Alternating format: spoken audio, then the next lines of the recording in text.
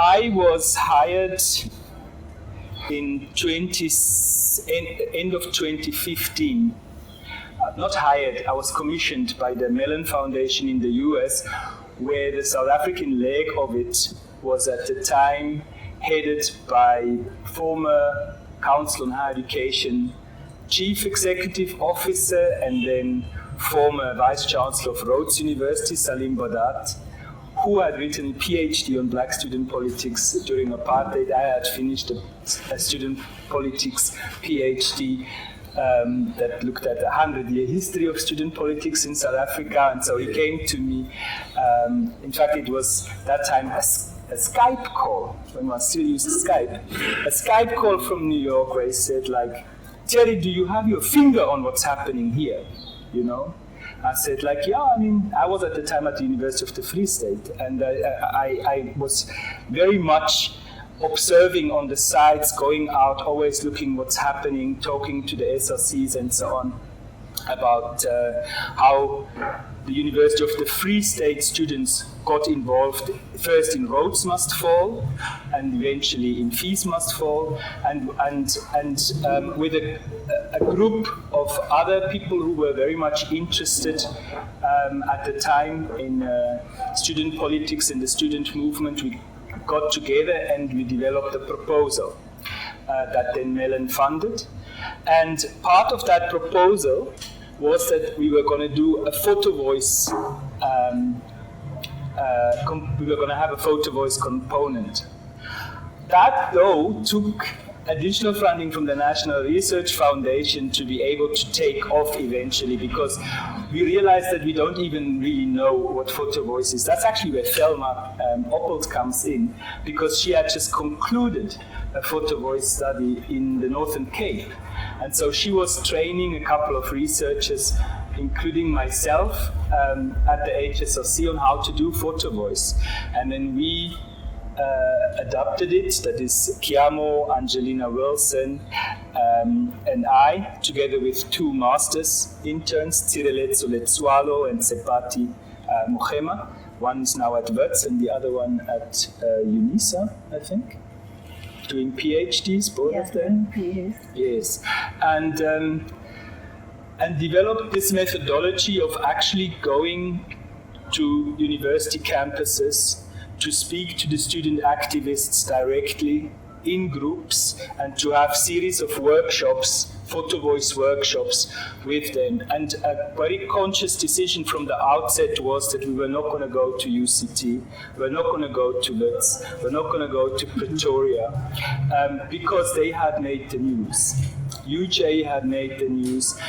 One knew what happened at UCT with Rhodes Must Fall, at Stellenbosch with Open Stellenbosch, but nobody really knew what happened at Univen or WUSU. We went to Forte, for example, and also had students who, actually the Forte and WUSU and Nelson Mandela University students, they're quite interesting how they actually almost circulate, and also in student politics really work together with each other.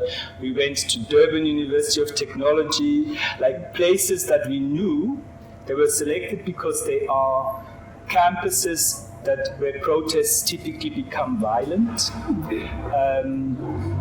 but which somehow don't really make the news. You know, they don't make news.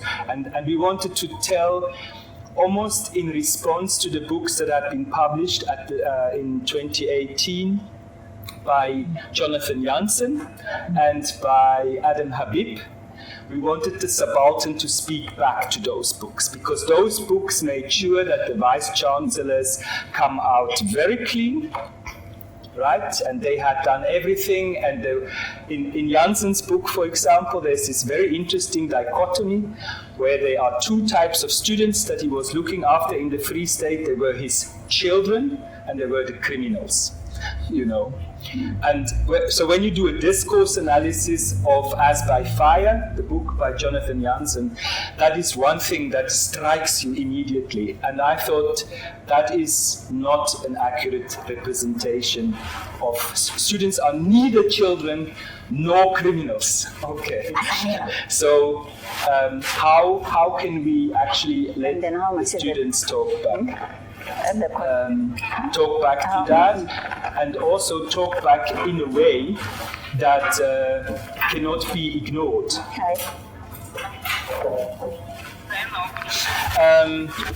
So, and we wanted to make sure that the book is picked up. And so that was also something in the original proposal to the Mellon Foundation, which they didn't like at all, that we were going to produce a coffee table book, right?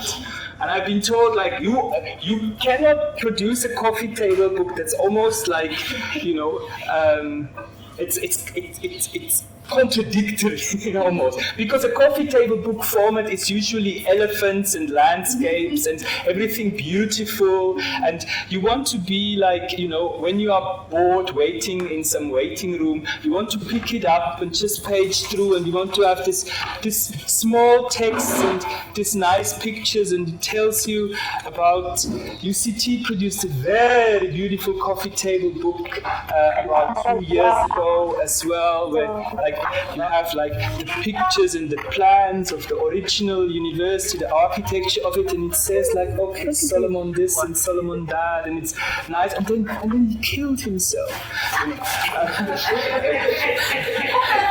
Yes.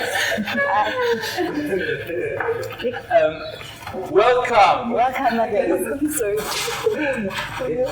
Get down, Chamber. Well, we are just on the second last leg of doing a round of introductions, and Chiamo said that she wants to be the last one, and I'm just finished. So you can be the second last one. Yeah, she'll be the second. Nice to see you. Sorry, there was a miscommunication. And there's Magotsi, yes.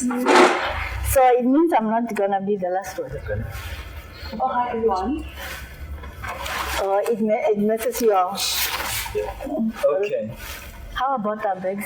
Sintandile. Hi, Prof. Hi guys. Hi everyone. My name is Azania Sintandile. I am an activist. I'm also a student at the University of Wales in Cape. I'll leave it there for now. Former SRC president at UWC. Yes. And a major part of this project. Yes. Welcome. Thanks for you coming. Pleasure. Magotsi. Sankara. Thank you, my friend. Sorry, I'm African. I thought it was West African time. Okay. And another former SRC president of UCT. Do you want to just relate quickly who you are and how you relate to Fees Must Fall and the student movement? You cut me offside. Israeli politicians I can't say, but I was UCT about 25-30 years ago, and I was campaigning on this gentleman to be president of the SRC. I happened to have been born in the Republic of Kenya, and I was a postgraduate student at that time. I think foreigners aspiring to high office and postgraduates aspiring to high office was not unheard of at that time. But some of the things that spurred me on, I can't use it because it advertises itself as an international university. And after paying my fees, I think and accommodation, I remained with 1,000 rand to take care of me for 10 more months. And even when it was 1999, it was still not a lot of money to take care of your needs for 10 months. And so I sought employment on campus, and I found that I couldn't work. in the library because I was a foreign student, and that hyped me. I said, there's no way you're going to claim an international university and then tell me I cannot work in the library to support myself. And that spurred me into student activism. And I met the Swiss. And you were in what? Some that African organization? Sasko, Amandla. One of the radical guys, and we did campaign, and I did get the presidency of the SRC in 2000, and he kept me on the top. Around, I think there's Martin West, and the late Professor Ampele was the DC at that time, when Jabula took over. And he interacted a lot with Martin West on academic exclusion and financial exclusions. And we kept friendship. I went to Kenya, came back to South Africa. I've been around South African towns for about 25 years, but eventually came back home in Cape Town 4 years ago. And he's been a very good friend. I was just wondering when I saw the Rhodes memorial falling down, and I was going, oh, I thought you were radical. What are we doing? I thought we were radical. Simply, there's a lot of vestige of colonialism still hanging around. How did that escape us? Maybe we were more concerned about the bread and butter issues, making sure the students are from the system, but the system is still very, very strong. This is part of my protest kind of stuff and activity, because I've experienced some things around discrimination in Cape Town for 6 months, and I recruited him as an accomplice to defeat that discrimination. And this is part of it was my reflection around the role of cotton in colonialism and slavery. And people think that cotton cloths are the rock. If you don't look on a cotton cloth, you should be offside. And so this invites discussion, and I ask people, okay, so you think I'm dressed finally because I'm dressed in a gun bag? No, because this is what gun bag material. Size was natural. Cotton is also natural, but cotton has some painful piece of colonialism and slavery. And I say, sorry, I'll get into politics a bit. I say we don't, when we think of imperialism and colonialism, we think and discrimination on the basis of chromatography, dermatological composition. We think that maybe our brothers and sisters who descended from Europe hate us as individuals. But upon reflection, discover that no, it's not about what amount of melanin is in your skin. And what brought the previous wave of migration here, it was economic. You are going to get spices. They established milling. Not now. And so it was basically an economic issue that had migration. And then eventually it led to dispossession and so on and then on. And on my thinking, I'm like, but Christians came from the North. So how could you reconcile that cognitive dissonance between dispossessing people and saying God loves all of us? Yeah, my theory, I don't know if it's true, is that the only way you could do that is be humanized. And I'll challenge you to go to the museum in Stellenbosch. That is it called the Huguenot Museum. You will find honest Christians writing of wondering whether the African has got a song. And you're like, wow, it makes sense. The only way you could dispossess the African and other people whose skin is different from yours is to dehumanize them. So, I take racism very seriously because it impinges on my dignity as a human being. At the bottom of it is economic exploitation, and then you use racism to make me less than a human being so that you can exploit me without your conscience having had those Christian principles. And you'll notice even in Rwanda, that is the first thing that happened. The people are the humans, they are called communities.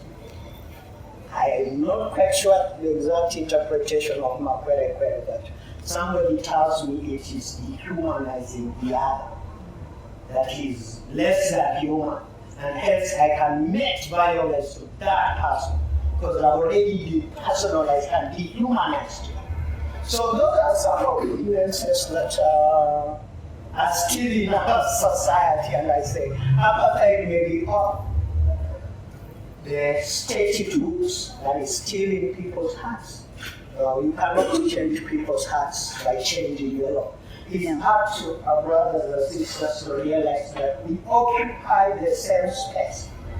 And as Muhammad Amdani says that we got the crowd, but we are the Jews. We are the Jews. We are the Jews. And sorry, I'm political. I can't help. Where are the Jews?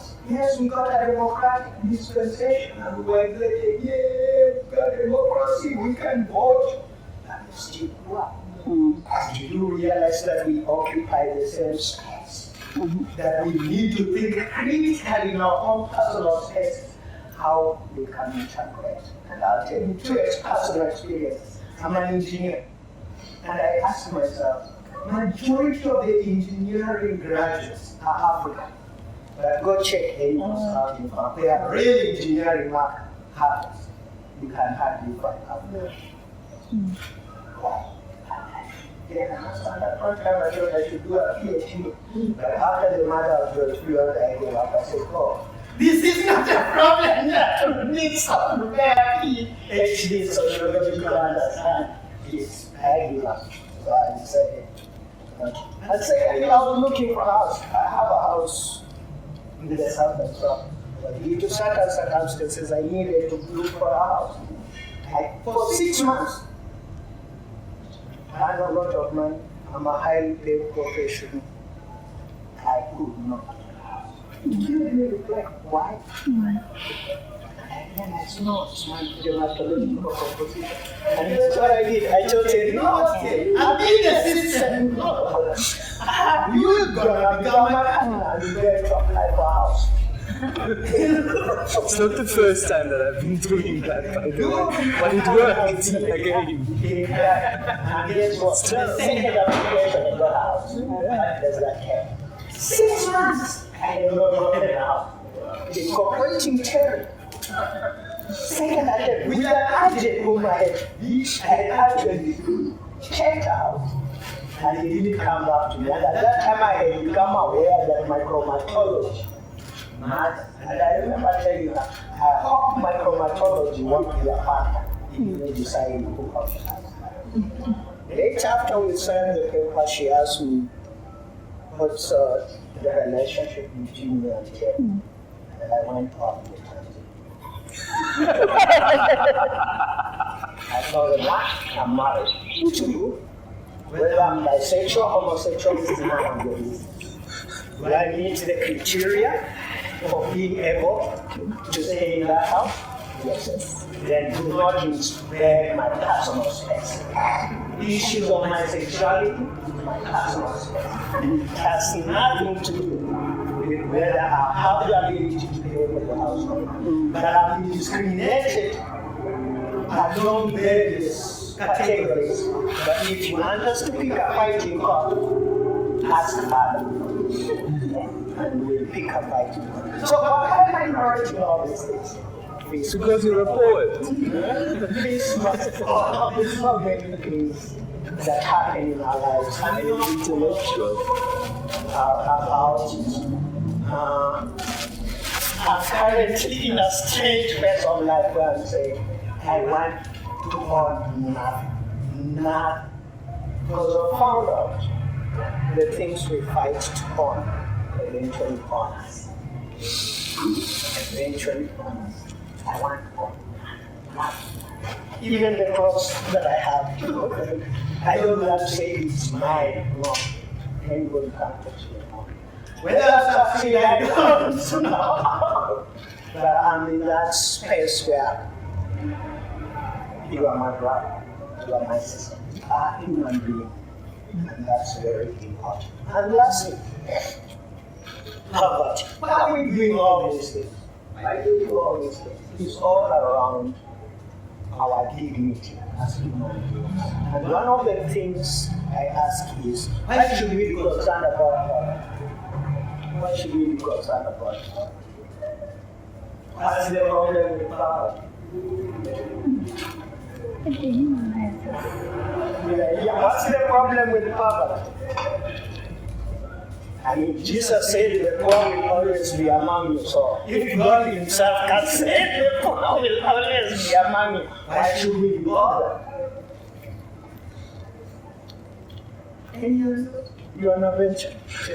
Because poverty, Why should we be concerned about it dehumanizes. poverty? Humanizes. And that it strips us of our dignity at the bottom of it. And that should be everybody's concern. We are only concerned about poverty. We are only concerned about these things in the present economic dispensation, where having an education gives you an opportunity to go to the next step. I come from a very backward rural Kenya, but education brought me where I am. So for me, education is very valuable too in helping us get out of poverty. And the reason why fundamentally we should be concerned about poverty is because it individualizes us. It strips us of that human dignity. It saddens me to see people staying like animals on the street. That's not the way human beings should be living. Hence our concern about poverty. These books and the fighting, Fees Must Fall, all activism, especially for the downtrodden, is aimed at raising the awareness that there are still some people in our midst that we are indignifying, or the system is stripping them of their human dignity.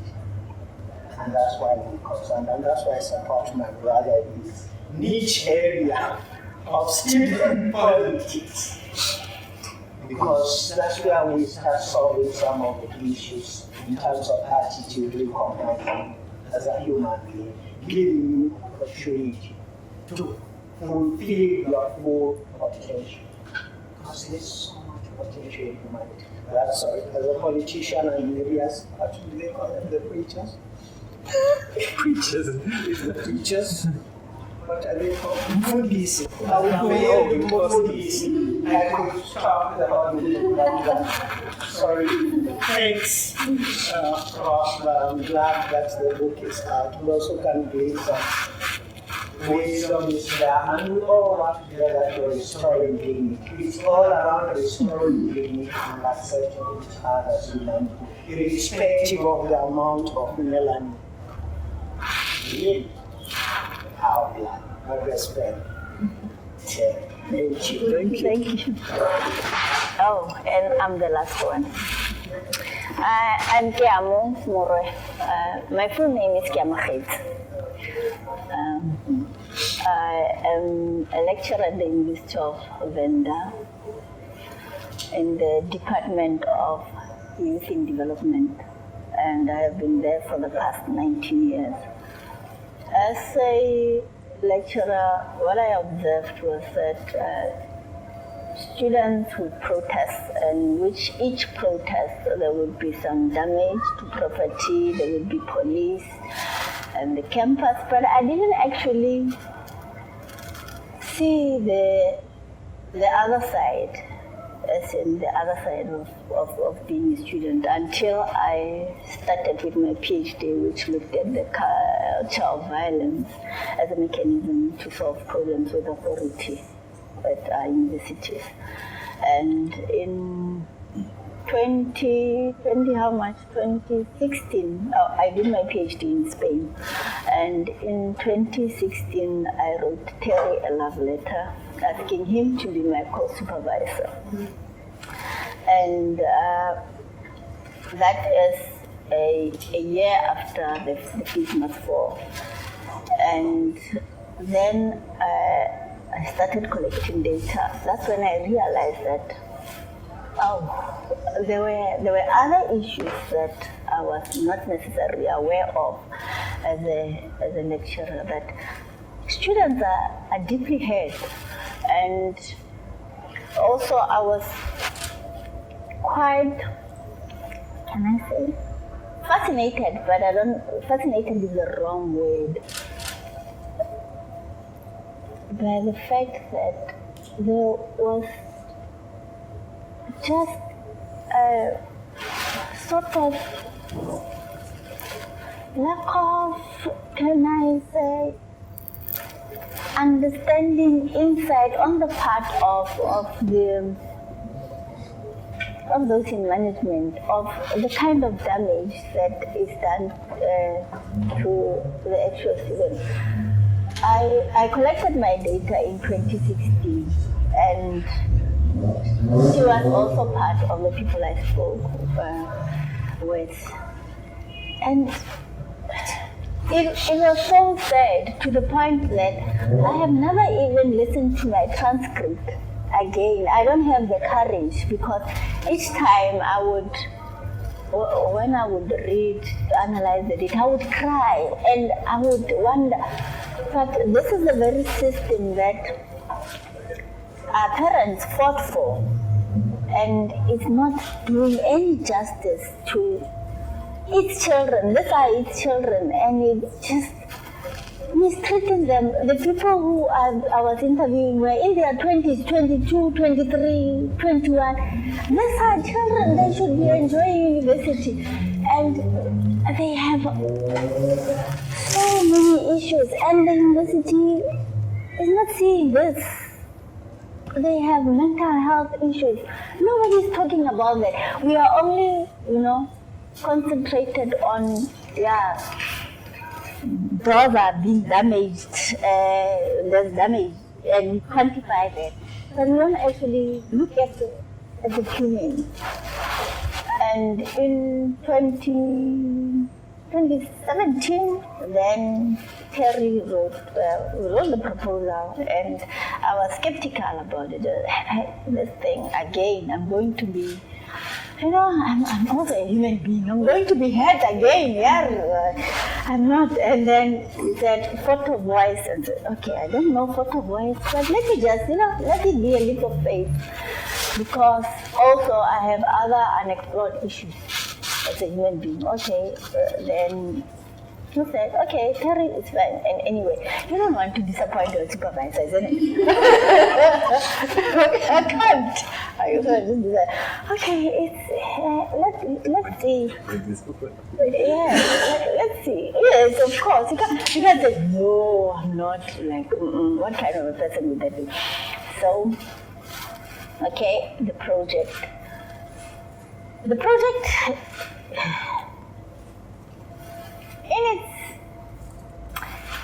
It's a mixed bag. It's a wonderful project in that, you can see the book is attractive.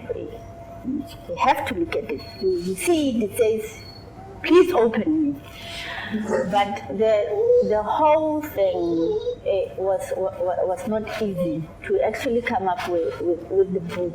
It was not easy because it touched on the raw emotions, but I think the saving grace was that we told ourselves that this is for advocacy purposes. Different people have been speaking about student protest, student movement, and there's lots of information. And what is happening with that information? Actually nothing. So let's put it in a different format where now people will be forced to actually look at this information. And I can safely say that all the universities have this book, and our libraries, university libraries and community libraries, and our VCs. And the irony is that the libraries thank us. All of the libraries, we got thank you letters and the Department of Higher Education, but we never received any thank you letter, any acknowledgement from our vice chancellors. I went personally to deliver this book to the vice chancellor's office. There has never been an acknowledgement. And that is a sign that we have touched a raw nerve, and we are telling a story that they have always been wanting not to acknowledge. And yeah, and that's why I'm grateful that there is this book. But it's not an easy book. Yes. And thank you very much for all of you for coming. Yeah, thank you. So we've now already heard quite a bit about, in bits and pieces, about the origins of the book. I would like to actually give Azania the chance to talk maybe about one or two of the photographs that she selected and her process and so on. Before that, I just want to add one more thing. So Kiamo here is kind of a scholar of student movement violence, right? And was investigating as part of her PhD, particularly the emerging culture of violence on the university campuses. And when I say student movement violence, I don't mean violence perpetrated by students only. Students are oftentimes also victim of violence from security, from the SAPs on some university campuses, from other students as well, and almost throughout, obviously, observers of violence, where they can see what's going on. But that was our original idea, and that we wanted to try and understand what is the impact, the long-term impact of such violence on student well-being, understanding that there's a strong correlation between well-being and ability to learn. So that was one of the interests here. Hence, Angelina Wilson, who's now in the UK, she's a positive psychology well-being specialist and lectures there now. She came in and she brought the psychology, the well-being framework into it. What we realized very early on, and we visited 5 university campuses. We started with UWC, and then we went to Free State, then we went to Venda, then we went to Fort Hare, and eventually to Durban University of Technology. Those are the 5 universities where we visited and where we held the workshops with the students. What we realized very early on is that the students didn't conceptualize violence in the way we did. Okay. Yes, of course, there is the violence that is physical violence, obvious. You see behind there, chapter 7, the opening image from the University of Venda, Kulani and another student activist pushing a trolley with bricks. They call themselves the Stone Department. The University of Venda is actually paramilitarized in the student body. They have different departments. No jokes. They have different departments. There's the tire department, there's the stone department. They are organized to the point that within the drop of a hat, campus is on fire, it's on lockdown, no police vehicle will be able to get in. In fact, there's even another picture there, also from Venda, where you can see some students hiding behind the zinc. You can see there's a stump of a tree there. They felled a tree across a bridge, the access bridge, into the University of Venda campus. They felled a tree to completely block off the street, and ironically the area is called Golgotha, where usually the most shocking violence happens. Exchanges between SAPs and students. And all that the students want to do is they want to shut down the academic process and keep anybody from going in and out of campus in order to get the space to have university management listening to them. And to escalate things to that level, you must understand the level of desperation. This is not about jokes. This is not about library opening hours or parking space on campus. This is about serious matters of students sleeping outside, sleeping wherever they can find a spot because the accommodation has not been sorted out. NSFAS hasn't been paid until June and things like that. Anyway, so violence, the way students, interestingly actually, conceptualize it through the images and through the discussions around it, includes what, for example, Bourdieu would call symbolic violence. It includes a very strong sense of a history of violence and a connection to the violence of struggle and the violence of the everyday, structural violence, understandings of different nuances as well. At the University of Venda, at Rhodes University, gender-based violence and the rape culture, and so on. So there's a lot actually that where we came in as a starting point, and as it is with an action research methodology, you actually have to let go. You have to let go of your early ideas and your early conceptualizations, and you let those that you work with become not subjects to you in your study, not informants, but participants who actually take ownership of it. And the students, starting at UWC, I think UWC was an eye-opener to us, to be quite honest, really did take the ownership. They redefined the goals of the project, they redefined our methodology, they redefined the outcomes of it. Okay, so Azania, I actually just saw that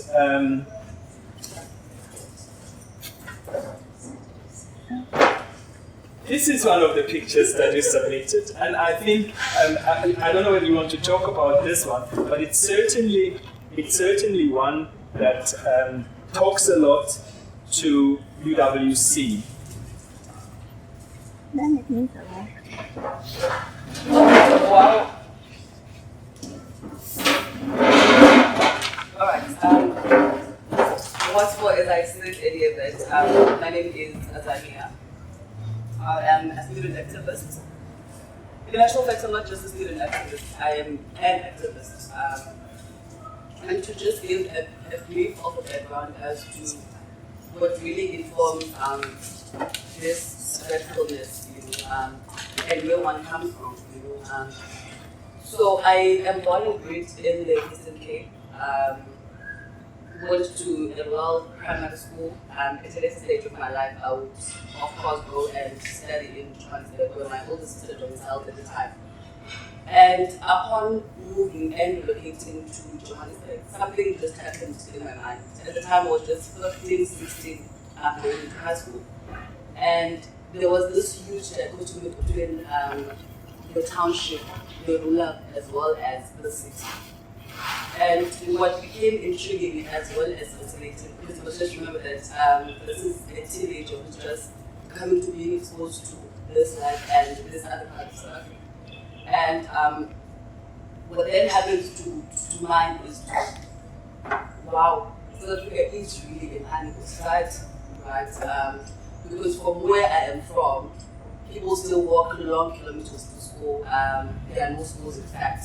And in actual fact, for you to even be able to progress to higher education, you have to move to a different or certain area so that you are able to realize the soul. Because what was sold to us growing up was that education is the key to success, but the doors were closed, and there was no door actually open in actual fact to use that key to open. Because doors have been closed for the longest of time in our places as, and I'm going to specifically call this as black people within this country. So I would then graduate high school. In graduating high school as well, depression kicks in because right now I'm a child whose mother is a public servant, but also at the same time this public servant cannot afford a child's school fees. I have to stay and try to navigate as to how do I maneuver around this whole thing of life and trying to realize my goal.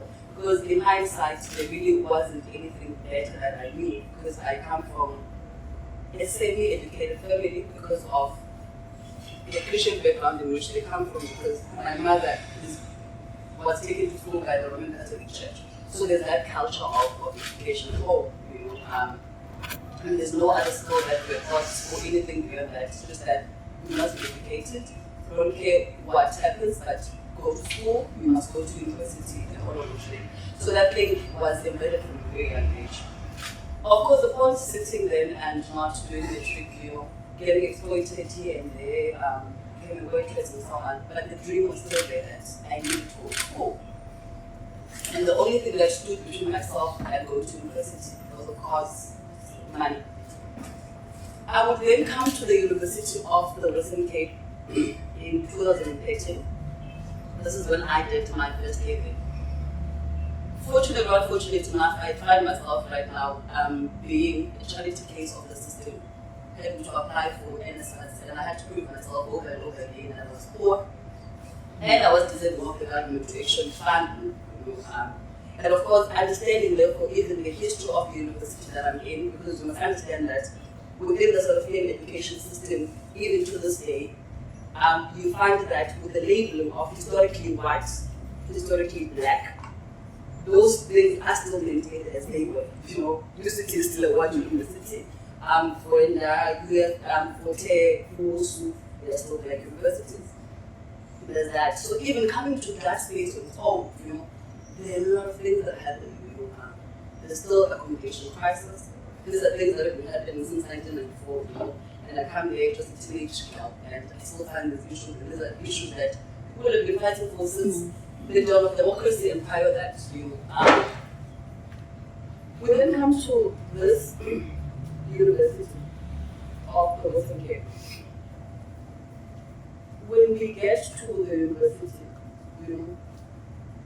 we first understood that in actual fact this is the norm, this is the culture, that protests do take place, but they don't go or yield anything, because it has become a culture in the university that there are always protests, but there is nothing tangible that comes and is put on the table to make the lives of students better. So we move, and years later, a protest takes place at UCT, of course, because we cannot divorce Fees Must Fall from the Rose Must Fall movement, because Fees Must Fall is the child of Rose Must Fall, because the whole decolonial project is informed actually by the idea of Rose falling. So when this happens, when the various protests happen as well, there's still London State University of the Western Cape, because it has become a norm for us to protest for fight. So, in actual fact, we also need to come together under the banner of Fees Must Fall. At the time, I was staying at an off-campus residence. Not everyone was keen on the idea, because you must also remember that within the student bodies as well, or student movements in which we come from different ideological orientations or different school of thoughts. And within that, there still had to be a debate as to how we're going to build this, which organization is going to lead, and so on and so forth. But in actual fact, having this flat structure of Fees Must Fall, in essence, it maintained us in the sense that there was solidarity, and there was unity to a certain extent, because the idea and the goal was one. It was for the decolonial project, to suffice. But in actual fact, what then transpired is totally different from what we had. We have read all the books we can think of on decolonization.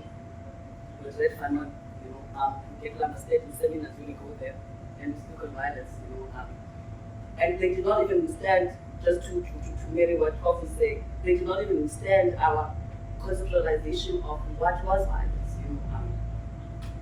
Universities do not even understand when we spoke of the pessimistic violence that we're also experiencing at universities. Because our experiences are still negated in the sense that we cannot really be who we are in terms of academia. There is a certain educational system, which is the Northern Eurocentric system that we still had to abide by.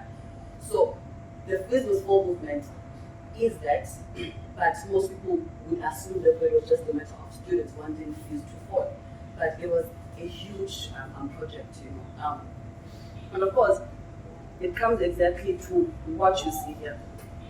So in the movement and in its funding life, we thought that students alone would never be able to maintain the longevity of projects, because our understanding was that the university is nothing but an extension of the larger society.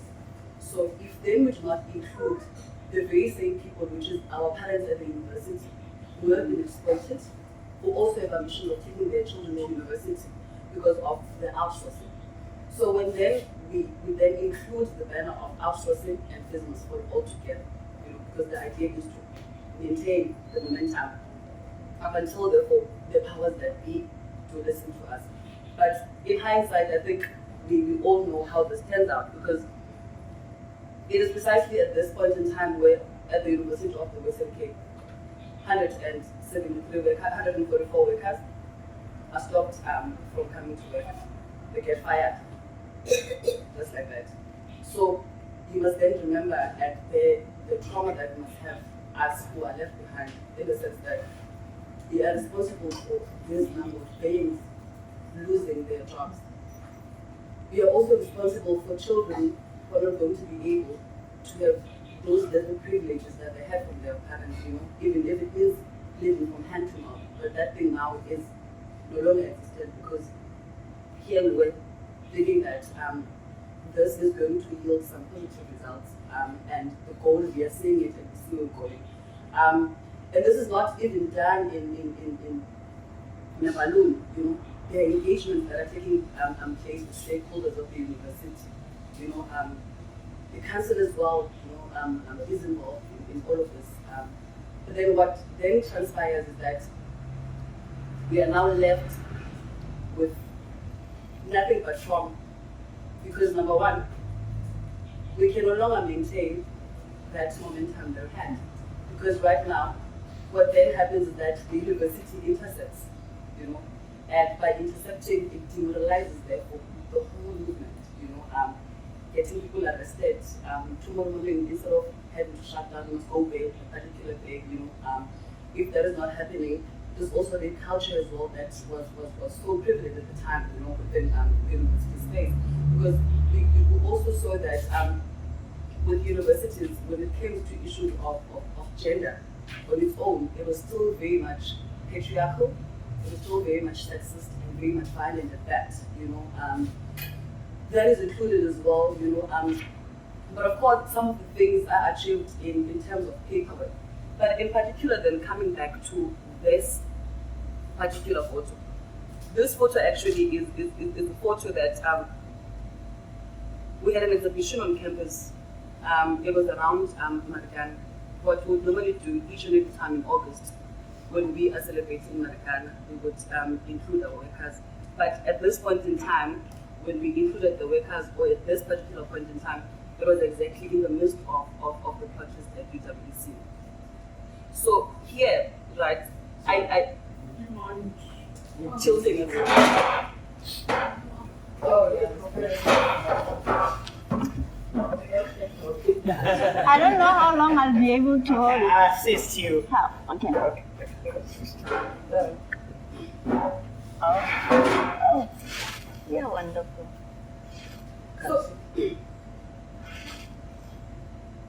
So this, in in actual fact, was just to highlight. I chose this picture specifically as I highlighted one, the memory, number one, that it holds, and number two, the symbolism thereof that comes with this, because on its own, it represents a whole range of things, but in essence, what stood out for me was the unity and solidarity that we were able to present, both the workers as well as the students. And precisely at the time of making this as well, if you see the chains as well that are put here, they also are a symbol of the exploitation thereof that the workers were experiencing, and of speaking to the shackles that our parents needed to be free from. Because what we are still experiencing in South Africa, we are still living in a very much systematic country. And I don't know if everyone has been on the list of what has been going on, because even though the days has happened over the years, but again, we find ourselves in Turkey right now. It has been 5-6 years. But as I tell you again, there are protests at the university, talking about the same thing, the same issues. So what we were being able to ascertain when reflecting, was that the vice chancellors that are currently occupying universities, they are political bodies with no political will and no commitment whatsoever. Their fixation is mainly around them getting credentials and them being state agents. And with that being said, we've seen what is happening even currently at Fort University. Even the prize that is put on the life of the rector of the university, with the corruption that is taking place there.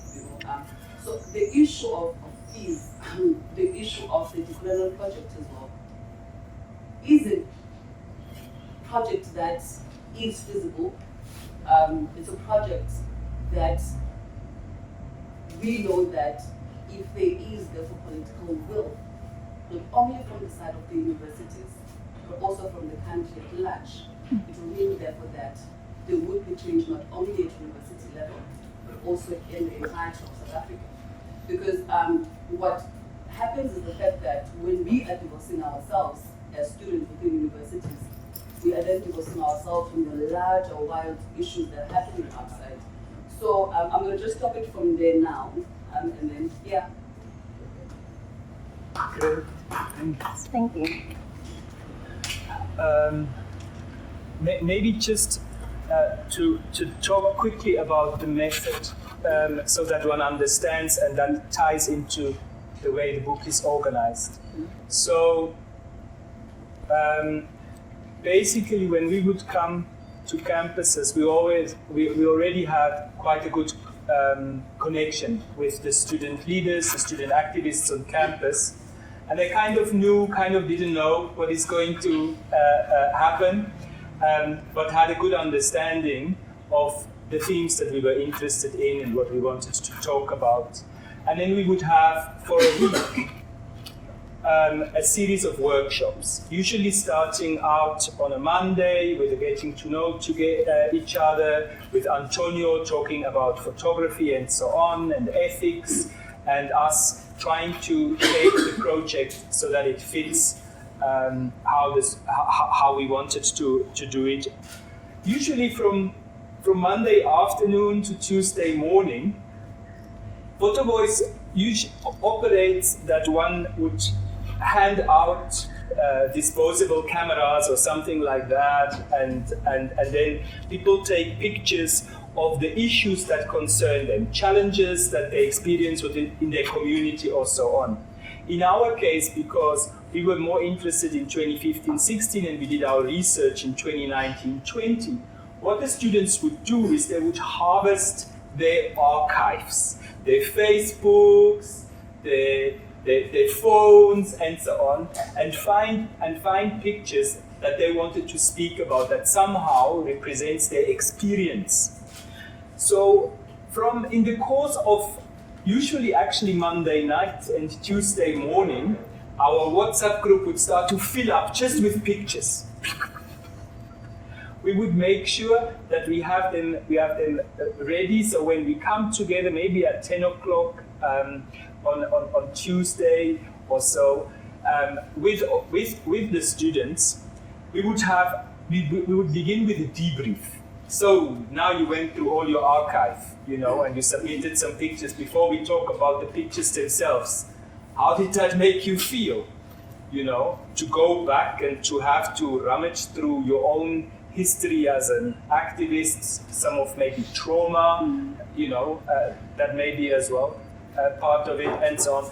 And that sparked the first conversation. And then we would go, I would say okay, let each and every one select about 5 pictures, those that you find most impactful now as well, and then would display them. And the student who submitted the pictures would say, this is what this picture means to me, that's why I selected it, that's actually what you see in this picture, because sometimes you don't really know what the picture means, what you meant to see in the picture, and so on. And would have these conversations, and that can take the whole of Tuesday, sometimes it would go into Wednesday. In the course of Wednesday then, because we were a big team of researchers, it was almost like basically 2 activists to 1 researcher kind of ratio. We'd sit down with a student one by one and say okay, let's type this up, what we talked about yesterday and so on. And that's where, if I can have this board please, that's where where the titling, the picture comes from, and then the little write-up. So here it says, this picture was taken in 2016. We had an exhibition with the workers. The banner says, Black Pain, Free Our Parents, End Outsourcing, which summarizes the experience of our parents at the university. It's a representation of the end outsourcing protests that led to 143 security workers being fired. It further invokes an anxiety and anger in us that understand the plight of the workers. So that's just a caption that actually contextualizes and gives a bit of a description. And so it is with every one of them. Another one that I want to talk about. So this is a former SOC president from Durban University of Technology at home in rural Zululand. And he submitted this to talk about how he restores, how he grounds himself and roots himself back after the experience. He has actually been rusticated. So he was sent off campus, and Sperpello writes, entitled this Ubuhle Bendoda. Ubuhle Bendoda is Xhosa and means the beauty of a man. It is of course part of a larger saying that says Ubuhle Bendoda Zinkomo. With other words, the beauty of a man is his wealth, or more literally, are cows. Okay. And so he entitled it like that and says, as the first son in my family, I have to make sure that the cows are well taken care of, because they are passed from generation to generation. After I was suspended, I'll take the cattle to the field to make sure they were well fed, and it became a coping mechanism. I would not overthink what had transpired at school and my suspension while I was herding the cattle. It's something that I had not done since I was young. So it was very refreshing to do. It was also a useful distraction mechanism. So those are not necessarily very poetic or so descriptions, but they are heartfelt. This is what this means to me. And while they are in some cases, like for example, Spelele, right? You remember Spelele Kumalo? He was at UWC with you in the workshops. he, for example, submitted poems with his, and so the way the entire book is organized is that it has got a series of 13 exhibition chapters. The themes, the violence of institutions, gender inside the movement, well-being, unity and solidarity, they emerged from the images and the stories. So they were not there originally. That is a contribution that, in fact, in conversations as well, again, with the student participants and the researchers, where we, well, one calls that thematizing. So where we thematized the data, if you want to say so. So there are 13 such exhibition chapters. You remember him? Yes. Yes. This is actually when the protest was at Parliament in 2015 for the mini budget. Siasanga here in a van. Yes. This one is from Spelele, right? Just taking a picture of the police. In fact, this is a picture that is from a photographer that he selected. So what happened as well is that the students sometimes harvested pictures from the internet that they didn't take, and then we had to try and track down who is the actual photographer. And Yishumelo Toyana happened to be at the UFS a student who was hired by the Institute for Justice and Reconciliation to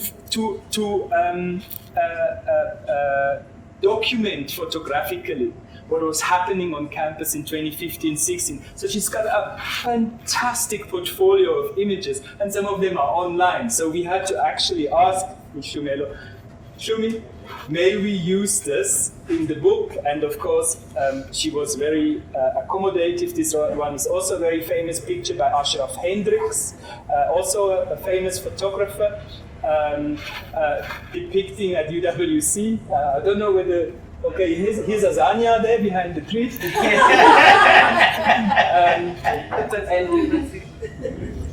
And so this is one way of organizing the book.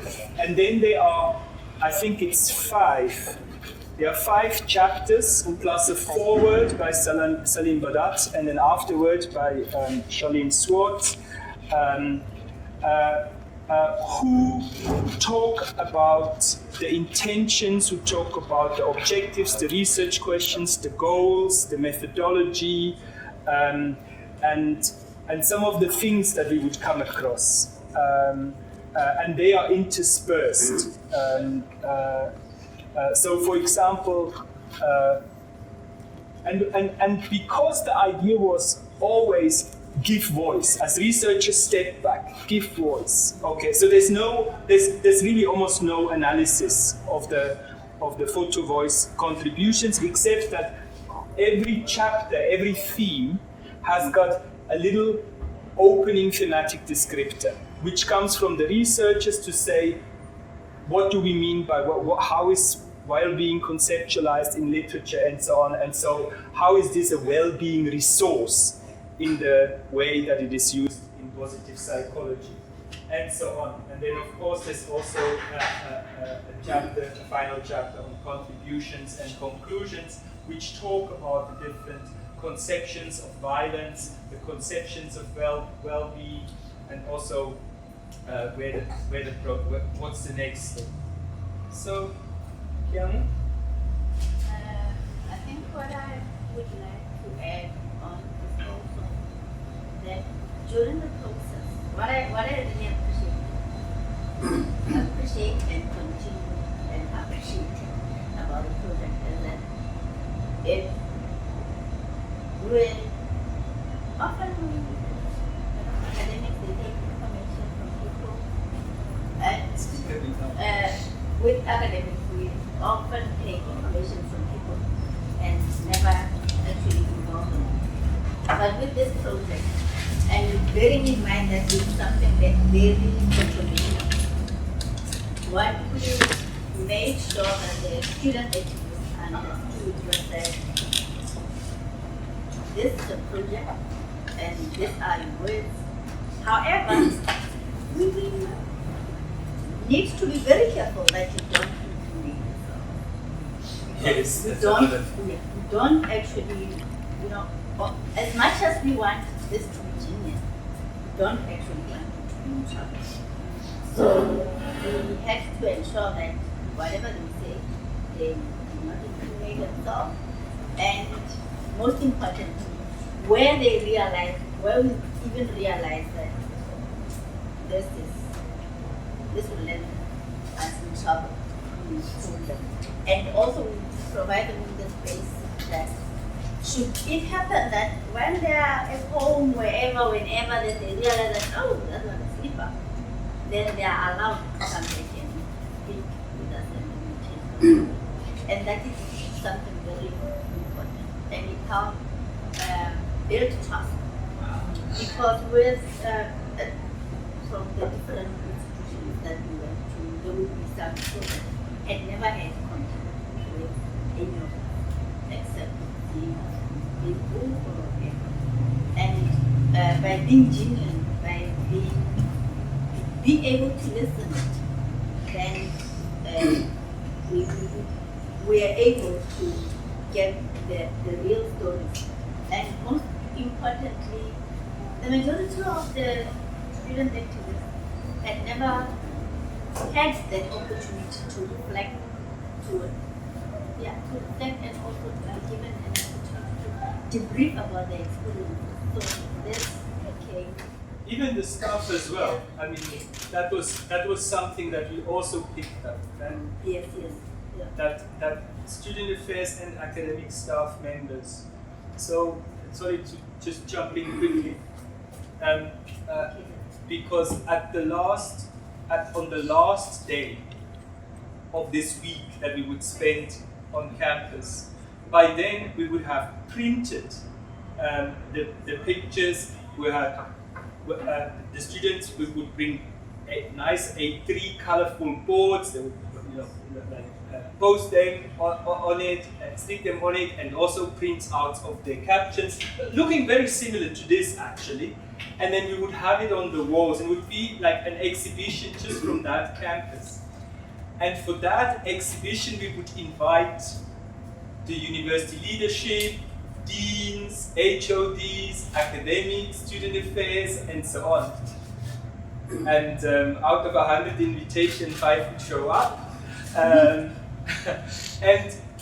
then we would have something that is called a World Cafe in qualitative methodology, where after now having seen this exhibition, let's sit down and let's just to use ventilate a couple of ideas, a couple of comments, and so on. And we had some specific questions that we wanted to explore. And what came out without fail is that on the one hand, staff would say, we didn't know. And on the other hand, we've never had this opportunity. And I think the most heartbreaking part of it was when we were long done with the project, the very first time we held a book launch like this was at UKZN in August last year. And part of that book launch is we held a workshop, because out of this project also comes a little manual that's called Restoring Wellbeing After Protests, Lessons from Fees Must Fall, a manual for student affairs and services professionals. And so we introduced this manual after we had, we had spoken to this, has been reviewed by top student affairs people internationally and in South Africa to make sure that it works and that it fits. And so we had a large group, we had about 30 student affairs people, mostly in counseling services and so on, coming to this workshop at UKZN. It was heartbreaking how they talked. It was heartbreaking. So many of them, talking in small groups with each other, would become really, really, really emotional. There were staff members who cried in the workshops. And these are counselors, and they never had a chance to debrief themselves, right? And we could see, like, sure, it's not only in the student body, the whole of higher education is in pain, right? And the students expressed the pain, you know? And yes, they perpetuated it and they re-traumatized others and so on. But there's just so much pain around, so much disappointment, so much, you know? I remember you were also, I mean, I'm the one who cried. You were also the one who cried. Yes. And the reason being that student activists said, after listening to the stories of the student affairs, then he realized that they are humane. And that I mean, it helped a lot. It meant that all of the time he was just relating to them in a very strange way. And there was no belonging, there was no relationship, and it basically was adversarial. And so that is, you know, one side of the process of the bookmaking that actually also kind of help. I don't think that we have done justice in what way sort of help.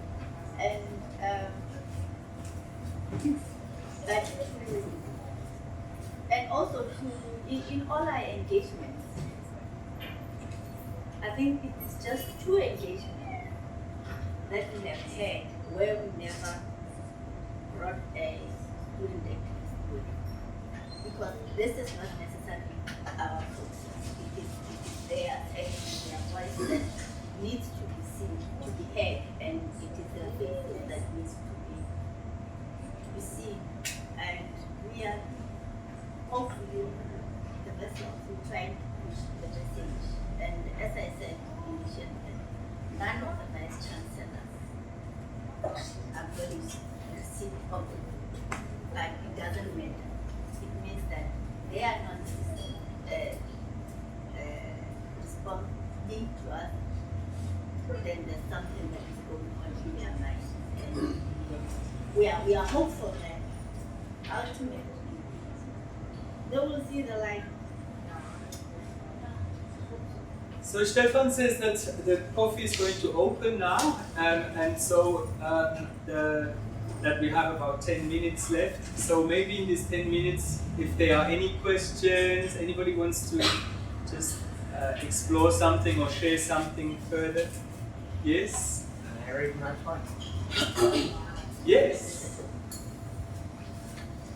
Okay, in my other life, I tried to cobble words together into some rhyme. So actually, while driving here, I was saying, but you have not cobbled any words about Fees Must Fall. So while sitting here, I've cobbled some words. I hope they will speak to you. Fees must fall. But how will fees fall if lecturers need to be paid? If electricity needs to be paid? If water needs to be paid? If maintenance needs to be paid? What happened to means-tested pay? What happened to each according to their affordability? Yes, each according to their need and each according to their means. Fees must fall, but not just fees. Eurocentric syllabus must fall. Eurocentric pedagogy must fall. Eurocentric metaphysics must fall. Eurocentric epistemology must fall. Capitalist education must fall. Fees must fall, that we may produce not capitalist resources driving the purposes of capitalism, but critical minds and attitudes. Education beyond knowledge, taking us into the world of imagination. For beyond imagination lies our future. Yes, fees must fall, but it's not that. Fees must fall is only but our rallying call. Thank you.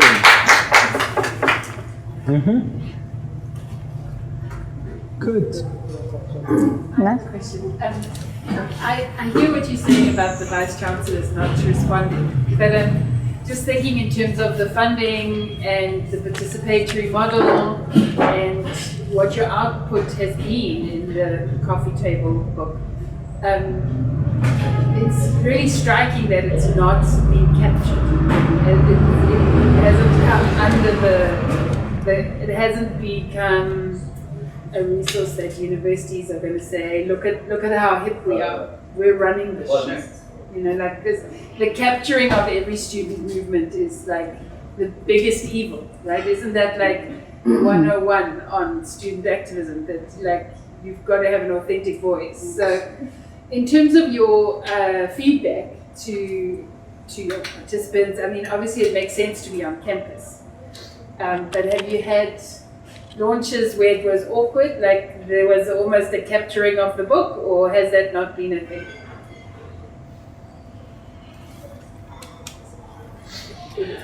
For example, we've had comments, of course, about the format.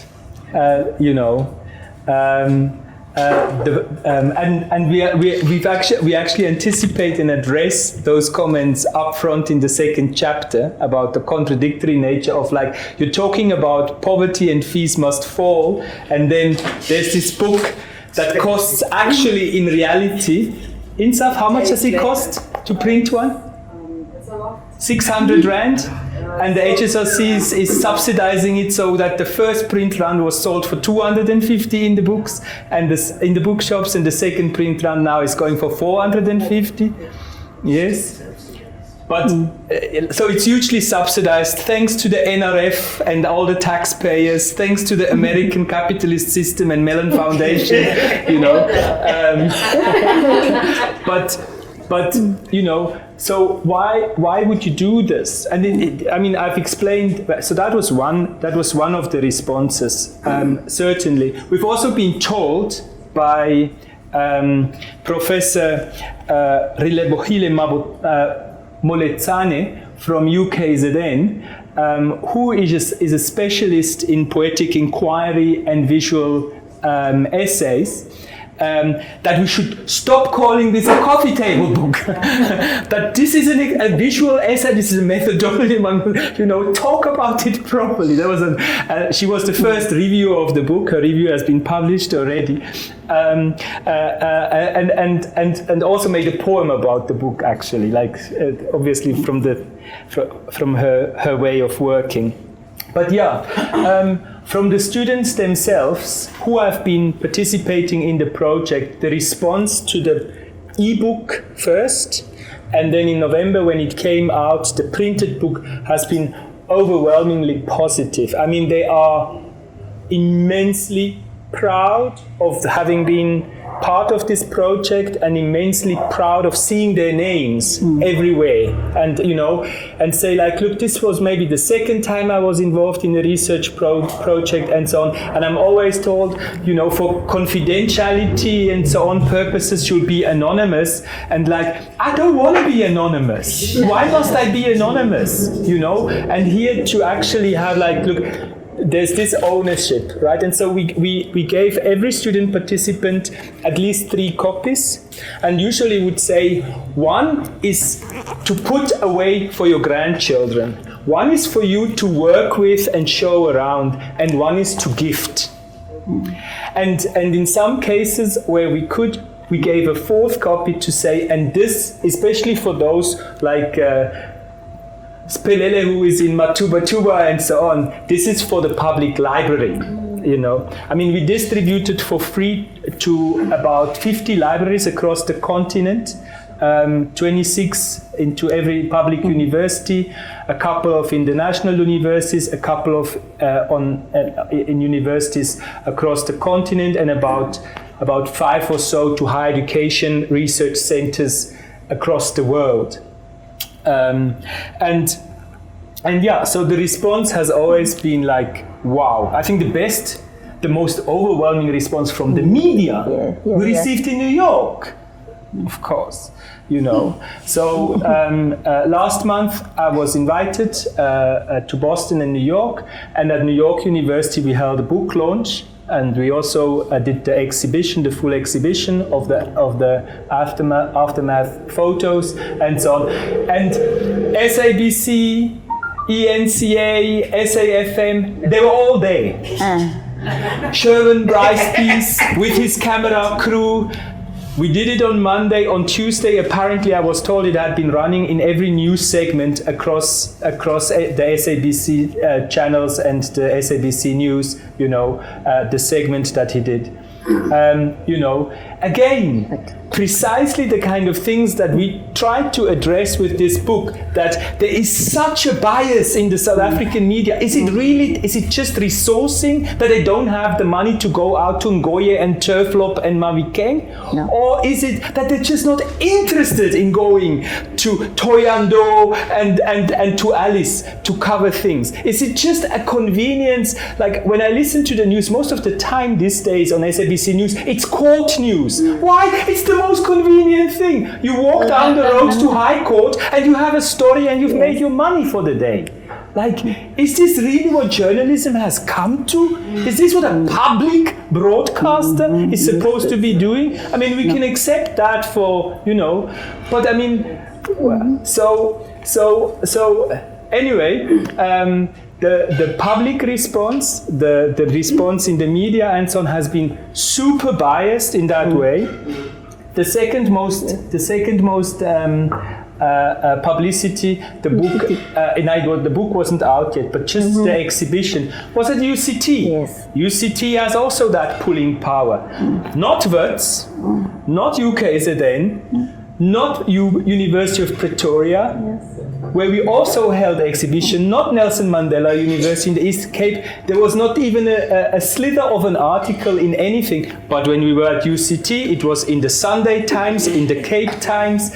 It was we were on Voice of the Cape, we were on SAFM and so on. It's such the inequality, even when it comes to journalistic coverage and resources. You know, you see it everywhere. And this is like, guys, I came in 1995 to post-apartheid South Africa. My God, how much longer do I have to wait for it? You know? So it's just, it is what it is. But we hoped to make a little contribution. Yeah. Any other questions? I'd be interested to know where to from here. So the book is launched, and especially maybe I'm looking at you, Thierry, but especially also for you, Azania. What does that mean now for the students and you in the SRC particularly? Oh man. Really, it goes back to Lenin's question, what is to be done? What is to be done? It's definitely what is to be done. I mean, looking at the political landscape of South Africa, it has a high, influence on what transpires within these universities. Just repeat that. I think looking at the political landscape of South Africa, it definitely has a lot of influence in how universities are run and what transpires within those universities. I think so long as South Africa is maintained in its current political posture, there are still going to be protests within universities. There's definitely not saying that most probably we are looking at different ways or different mechanisms of how to fight, because there is no other culture that we know in South Africa except violence. In any form on any man, South Africa is a violent country, and what has therefore been embedded to us, I think as well as young people, what we are becoming accustomed into is that in order for your voice to be heard, there has to be violence that is a little bit involved, if you want your voice to be heard, there has to be some protest that takes place, So it is just going to be a recurrent phenomenon as long as we are still in the current political posture that South Africa is in. There is absolutely no way that universities are going to stop protesting. As I speak to you right now, a week ago, there was a protest at the university, almost shut down, the most violent protest, It was a repetition in actual fact of what had transpired in the previous years. I think you also saw on the media the guns that students that disarmed securities, It's not a new thing.